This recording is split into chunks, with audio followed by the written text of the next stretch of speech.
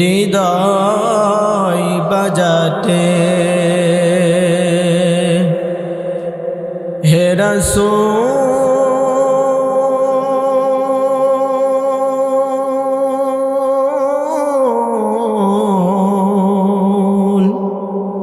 হে রাসূল কল্পনার ফোঁটা ফোঁটা রঙে যায় না তো আকাশে ছবি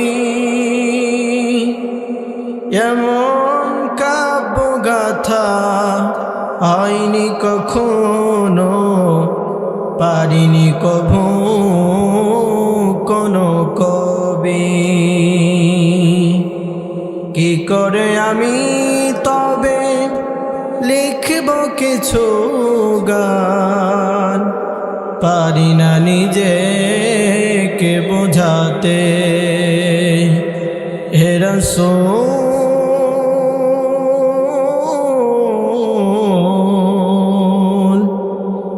হে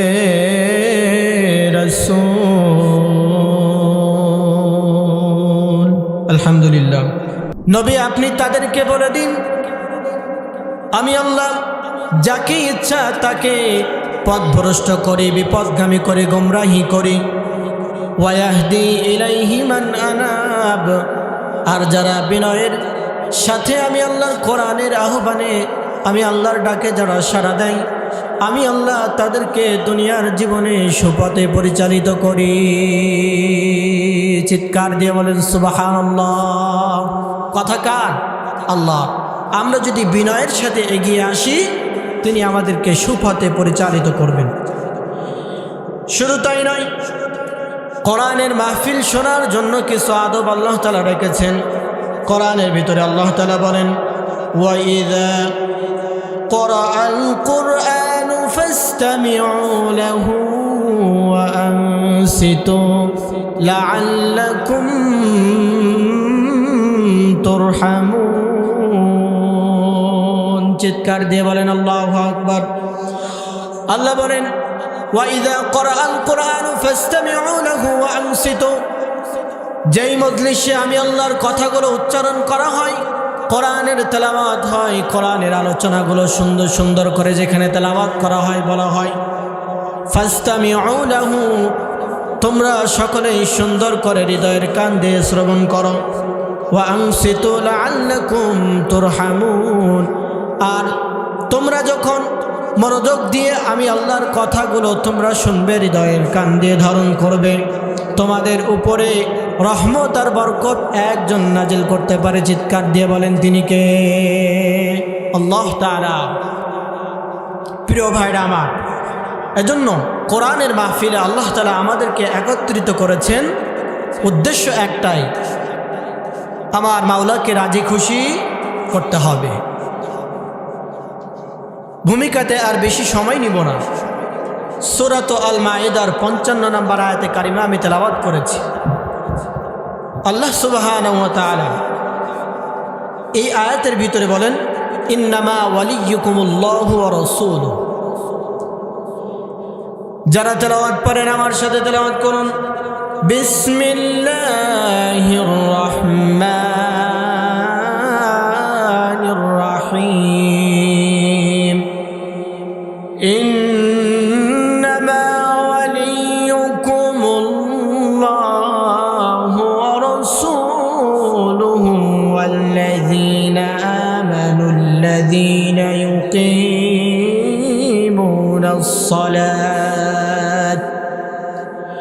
يقيمون الصلاة ويؤتون الزكاة وهم راكعون। চিৎকার দিয়ে বলেন আল্লাহু আকবার। আল্লাহ তাআলা বলেন নিশ্চয় দুনিয়ার জীবনে আমি আল্লাহকে এবং আমার রাসূলকে যারা বন্ধু হিসেবে গ্রহণ করেছে, আমার নবীকে যারা অভিভাবক রূপে গ্রহণ করেছে, আর ওয়াল্লাযীনা ইউকিমুনাস সালাতা, যারা নামাজ কায়েমকারী, তাদেরকে যারা অভিভাবক রূপে গ্রহণ করেছে, সহচর বন্ধুরূপে গ্রহণ করেছে, বন্ধু যাদেরকে বানিয়েছে। ওয়ায়ুতুনা যাকাতা ওয়া হুম রাকিউন, আর যারা রুকু অবস্থায় আমি আল্লাহর রাস্তায় যাকাত দেয়, ব্যয় করে, এই মানুষগুলো হলো আমি আল্লাহর কাছে অত্যন্ত প্রিয়। সুবহানাল্লাহ, আমি আল্লাহর কাছে অত্যন্ত প্রিয়। খুব সূক্ষ্ম একটা বিষয়, নামাজের ভিতরে নামাজরত অবস্থায়, রুকু করা অবস্থায় কাউকে কোনো কিছু দান করা যায়? কথা বলেন, দান করা যায়? নামাজ কি নষ্ট হয়ে যাবে না? নামাজের বাহিরে যাকাত তো আমরা বুঝি, নামাজের বাহিরে দান সদকা আমরা বুঝি, কিন্তু নামাজরত অবস্থায় আল্লাহ বলেন ওয়াহুম রাকিউন, যারা রুকু করা অবস্থায় আমি আল্লাহর রাস্তায় যাকাত দেয়, দান করে, সদকা করে, এবং তাদেরকেই দুনিয়ার মানুষ যারা বন্ধু বানিয়েছে, অভিভাবক বানিয়েছে, কি নিজের জীবনে, কি পারিবারিক জীবনে, কি সামাজিক জীবনে, কি রাজনৈতিক জীবনে, কি অর্থনৈতিক জীবনে, এই মানুষগুলোকে যারা বন্ধু বানিয়েছে, আল্লাহ বলেন ইন্নামা ওয়ালিয়্যুকুমুল্লাহু ওয়া রাসূলুহু, এবং রসুলকে যারা বন্ধু বানিয়েছে, আমরা কি নবীজিকে আমাদের মনের সাথে মিল করাতে পেরেছি? পারি নাই। আজকে যদি আমরা নবীকে আমাদের অন্তরে লালন করতে পারতাম, আপনার আমার সমাজের কোনো মানুষ নবীকে নিয়ে কটূক্তি করার দুঃসাহস কখনো দেখাতো না। আজকে আবুল সরকার নামে একজন বাউল, সে করে শুধু ফাউল, সে আল্লাহর নামে কটূক্তি করে, আর আপনার আমি প্রতিবাদের মতন ভাষা বিবৃতিটুকু আমরা দিতে পারি না। অথচ আল্লাহ তাআলা কোরআনের ভিতরে বলেছেন মালউনিনা আইনামা সুকিফু উখিযু ওয়া কুতিলু তাকতিলা। আল্লাহর নামে যদি কেউ কটূক্তি করে, নবীজির নামে যদি কেউ গোস্তাখি রসুল করে, গালি দেয়, ইসলামকে ছোট করার জন্য কেউ যদি ক্রিটিসাইজ করে, কেউ প্রতিপন্ন করে, ইসলাম, কোরআন, হাদিস আর সুন্নাত নিয়ে যারা বেফাস মন্তব্য করে, কথা বলে, আল্লাহ বলেন ওয়াকুতিলু তাকতিলা, হত্যার বিধানকার। আরো জোরে বলেন হত্যার বিধানকার। আল্লাহ তাআলা নিজেই তার জন্য হত্যার বিধানকে উল্লেখ করে দিয়েছেন, কিন্তু আপনি আমি নরম সুন্নাত খোঁজ করি, কিন্তু গরম সুন্নাতের বেলায় নাই। কারণ আপনার আমার অভ্যাস হয়ে গেছে সুবিধাবাদ জিন্দাবাদ, কিন্তু সুবিধাবাদ জিন্দাবাদে দুনিয়ার অনেক হাদিয়া তোহফা পাওয়া যায়, কিন্তু সুবিধাবাদ জিন্দাবাদে কখনো মুমিন হওয়া যায় না, কখনো মুমিন হওয়া যায় না। নবী করিম সাল্লাল্লাহু আলাইহি ওয়াসাল্লাম বলেন মান মাতা ওয়া লাম ইয়াগজু ওয়া লাম ইউহাদ্দিস নাফসাহু মাতা আলা শুবাতিন মিনান নিফাক, যে ব্যক্তি দুনিয়ার জীবনে আমি রসুলের জিহাদের মতন মহামূল্যবান সুন্নাতকে যারা অবজ্ঞা করেছে, জীবনে কোনোদিন জিহাদকে মানি নাই, জিহাদের কথা যখন তাদের কানে গেছে তারা মনে করেছে জঙ্গি, জিহাদকে জঙ্গিবাদের ভাষা বানিয়েছে, মাতা আলান নিফাক, তাদের মৃত্যু হবে মুনাফিকের উপরে। তাদের মৃত্যু কিসের উপরে? মুনাফিকের মৃত্যু হতে পারে। আপনার পা পর্যন্ত জুব্বা থাকতে পারে, মাথার উপরে পাগড়ি থাকতে পারে, আপনার মুখে লম্বা দাড়ি থাকতে পারে, নামের আগে হাজি সাহেব, মুফতি সাহেব, অমুক মানুষ তমুক মানুষ থাকতে পারে, কিন্তু আপনি আমি ইমানের দাবিতে সত্যবাদী হতে পারি নাই। ছোট্ট একটা গল্প মনে পড়ে গেল। একজন শিশু বিলে যে 2 ঘন্টা কাদা মেখে শোল মাছের বাচ্চা মনে করে সব ব্যাঙের বাচ্চাগুলো ধরে নিয়ে বাসায় আসছে। মাকে বলতেছে, মা সুন্দর করে কাঁচা পেঁয়াজ আর মরিচ দিয়ে কড়া করে এই শোল মাছের বাচ্চাগুলোকে ভাজি করো। মা পাতিলের মুখটা আলগা করে দেখে সব ব্যাঙের বাচ্চা। বলে বেটা বেয়াদব, 2 ঘন্টা বিলের কাদা মেখে তুমি ব্যাঙের বাচ্চা ধরে নিয়ে আসছো, আর আমাকে বলো এগুলো সব শোল মাছের বাচ্চা। মা একটা চট দিছে, একটা থাপ্পড় দেওয়ার পরে আবার একটা দেওয়ার জন্য যখন দাবড় দিয়েছে, পথিমধ্যে বাবার সাথে দেখা হয়ে গেল। বাবার কোলে যাওয়ার পরে বলে, বাবা কি হলো? বলে সব দোষ তোমার। বলে আমার কি দোষ? বলে এই মহিলাকে বাড়িতে তুমি কেন জায়গা দিয়েছো? 2টা ঘন্টা পরিশ্রম করে আমি কাদাবাটি মেঠে বিলের মাঝখান থেকে আমি শোল মাছের বাচ্চাগুলো এত সুন্দর করে ধরে এনেছি, মাকে বললাম ভাজি করে দাও, কিন্তু মা বলল এগুলো একটাও মাছের বাচ্চা না, এগুলো সব হচ্ছে ব্যাঙের বাচ্চা। বাবা যে বলে ঠিক আছে আমি দেখি, পাতিলের মুখটা আলগা করে দেখে এটাও ব্যাঙের বাচ্চা, একটাও মাছের বাচ্চা নয়। প্রিয় ভাইরা আমার, কথাগুলো বুঝতে হবে। 2 ঘন্টা বেলের মধ্যে কাদা মেখে যদি ব্যাঙের বাচ্চাগুলো যেমন শোল মাছের বাচ্চা হয় না, তেমনি করে আপনার পা পর্যন্ত জুব্বা থাকতে পারে, লম্বা দাড়ি থাকতে পারে, সমাজের একটা প্রভাব প্রতিপত্তি আপনার হতে পারে, থাকতে পারে, কিন্তু ইমানের দাবিতে আপনি সত্যবাদী হতে পারেন নাই। কথা বলেন ঠিক কিনা? ইমানের দাবিতে সত্যবাদী কারা? ইমানের দাবিতে সত্যবাদী হতে হলে একজনের আনুগত্য করতে হবে, তিনি কে? আল্লাহ। আল্লাহর আনুগত্য করতে হবে, মস্তক অবনত চিত্তে মেনে নিতে হবে, কখনো কোনো দিন কার্পণ্যতা করা যাবে না। আল্লাহ সুবহানাহু ওয়া তাআলা এই আয়াতে কারিমা যখন নাজিল হলো, সূরাত আল মায়েদা 55 নম্বর আয়াতে কারিমা, তাফসিরে তাবারির ভিতরে ইমাম ইবনে জারির আত-তাবারি রাহিমাহুল্লাহুল বারি তিনি উল্লেখ করেছেন, নাযালাত হাযিহি সূরাতুন ফি আহওয়ালি ইয়াউমিল কিয়ামা সাআলুন নাবিয়্য আনিদ ফানাযালাত তাহাররাকাল আরদ। আল্লাহ নবী সাল্লাল্লাহু আলাইহি ওয়াসাল্লামের সাহাবী আলী ইবনে আবি তালিব রাদিয়াল্লাহু তাআলা আনহু তিনি যখন নামাজে দাঁড়িয়েছেন, নামাজের যখন আল্লাহু আকবার বলে নিয়াত করেছেন, পেছন দিক থেকে একজন ভিক্ষুক এসে বলে, বাবা আল্লাহর রাস্তায় আমার কাছে কিছু দান করো। আলী রাদিয়াল্লাহু তাআলা আনহু নামাজের ভিতরে রয়েছে, ভিক্ষুক মসজিদে নববীর ভিতরে ঢুকে বললেন, বাবা আল্লাহর রাস্তায় আমাকে কিছু দান সদকা করো, আমাকে কিছু যাকাত দাও।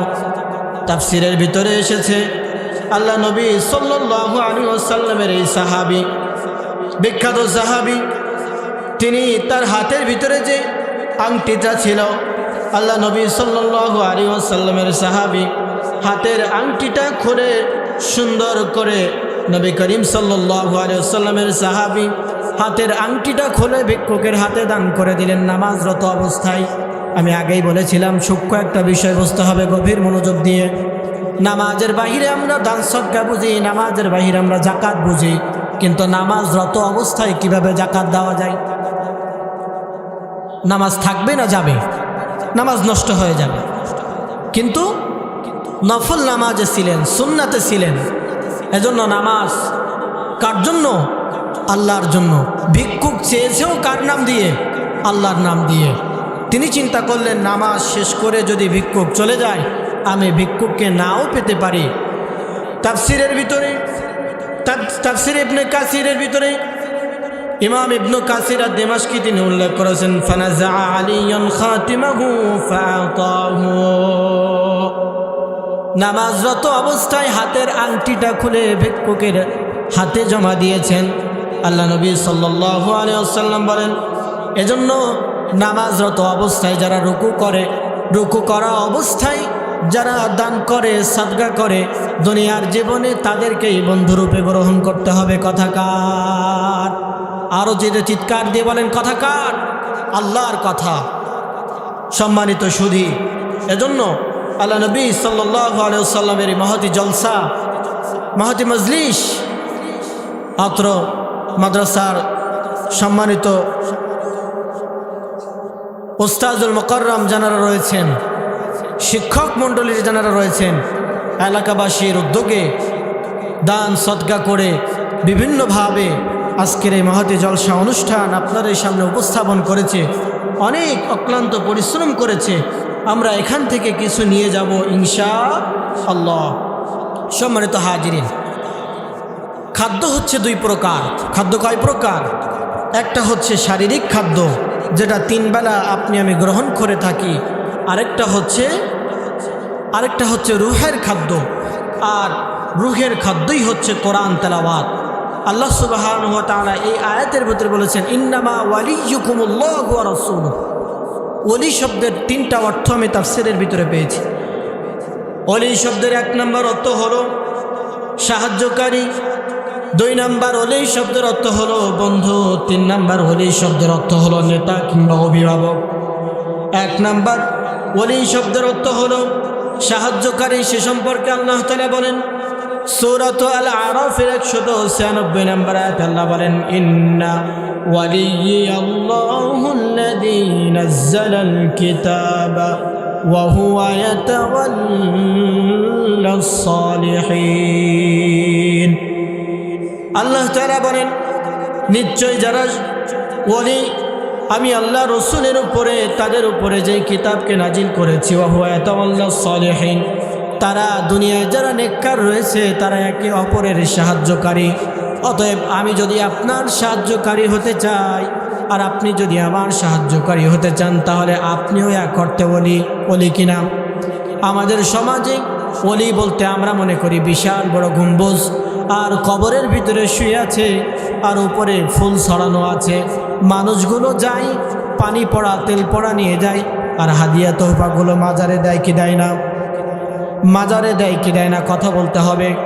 আমরা মনে করি মারা গিয়েছেন যিনি আর যার মাজার যত বড় হয়েছে এই মানুষগুলো হলো ওলি। কথা ঠিক নয়। হ্যাঁ, অনেক আল্লাহর মাহবুব বান্দা 360 আউলিয়ার 56,000 বঙ্গ মাইলের এই সুজলা সুফলা আপনার আমার জন্মভূমি সোনার বাংলায় এই মাটির নিচে প্রায় 360 আউলিয়া রয়েছে।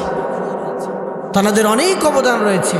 সিলেটের জমিনে আছেন হযরতে শাহজালাল ইয়ামানী রাহিমাহুল্লাহ তাআলা, অনেক অবদান। কিন্তু যে জিনিস যত ভালো তার নকল তত বেশি, যে জিনিস যত ভালো তার নকল তত বেশি কিনা। সমাজে দেখবেন যে জিনিসটা যত বেশি ভালো কোয়ালিটি সম্পন্ন, ঠিক তার জেরক্স কপি নকল কপি বাজারে প্রকাশ পেয়ে যায়। এজন্য অনেক মাহবুব বান্দা আল্লাহর ওলি রয়েছে, কিন্তু অনেকেই আবার রয়েছে ভণ্ড, নাম দিয়ে চলতে থাকে।